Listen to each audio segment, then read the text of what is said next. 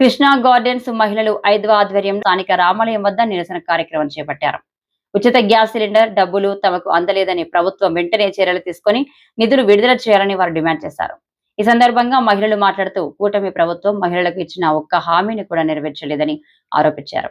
Gas subsidy కేవలం 130 మందికి మాత్రమే అందించి మిగిలిన వారికి ఇవ్వకుండా చేశారని, అంతేకాక గ్యాస్ సిలిండర్ ధరలను పెంచడం దుర్మార్గమని విమర్శించారు. అదేవిధంగా ప్రతి మహిళ ఖాతాలో నెలకు 1500 రూపాయలు వేస్తామని చెప్పిన హామీని నీరు గార్చారని, ఇప్పటి వరకు కనీసం 15 రూపాయలు కూడా జమ కాలేదని ఆవేదన వ్యక్తం చేశారు.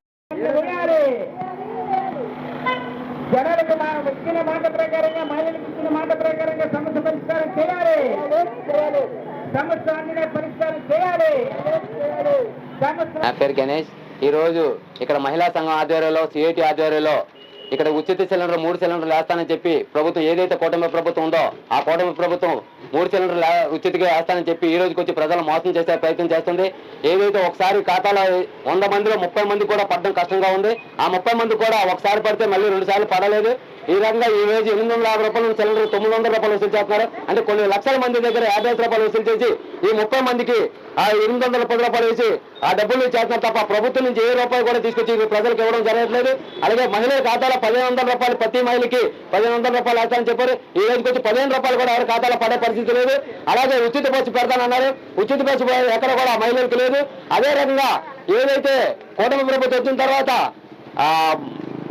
అమ్మఒడి తీసేసి తల్లికొండ అన్నారు. తల్లికొండను కూడా 1 రూపాయి ఎక్కడ పడే ప్రయత్నం లేదు. ఖచ్చితంగా మీరు ఏదైతే హామీలు ఇచ్చారో హామీలు ఖచ్చితంగా రాబోయే రోజుల్లో ఇప్పుడు మహిళలందరూ కూడా ఏమనుకున్నారంటే ఈ ప్రభుత్వం మంచి చేస్తుందని అనుకున్న ఓట్లేసాం. కానీ ఈ రోజుకి వచ్చి కూడా చెప్పే ప్రజలు మోసం చేయడం తప్ప ఎక్కడ మంచి చేసే ప్రయత్నం కాబట్టి ఇంటింటికి మాది మంచి ప్రభుత్వం పోస్టులు ఇచ్చుకోవడం తప్ప ప్రజలకు ఎటువంటి న్యాయం చేయట్లేదు ప్రజలందరూ కూడా ఆలోచిస్తున్నారు. మీరు 4 సంవత్సరాలు ఎలాగైనా కాలం గడిపించి ఆ 1 సంవత్సరంలో మహిళలకు ఏదో చేస్తే మళ్ళీ మహిళలందరూ మనకు ఓట్లేస్తారని చాలా ఆందోళన ఉన్నారు. కానీ ఇప్పుడున్న ప్రజలు అంత తెలివితోగా ఏం లేరు. 5 సంవత్సరాల పరిపాలన ఎలాగుంది, ప్రభుత్వం మనకి ఏం న్యాయం చేసి మన కోసం ప్రభుత్వాలు పట్టించుకున్నాయా లేదా? కరెంటు ఛార్జీలు పెంచనన్నారు. రీసెంట్ గా కరెంటు ఛార్జీలు పెంచారు. మా ప్రభుత్వం ఎటువంటి ప్రజల భారాలు అయినన్నారు. నిత్యావసర పెరిగాయి, నూనె ధరలు పెరిగాయి. ఈ రోజు ఆదాయం లేకపోయినా సరే తినడానికి ఇబ్బంది పడుతున్నా సరే ప్రజలందరూ చాలా ఇబ్బంది పడుతూ కూడా ఈ రోజు కుటుంబ ప్రభుత్వం ఓటేసిన ప్రజలందరూ మోసం చేసే ప్రయత్నం చేసింది.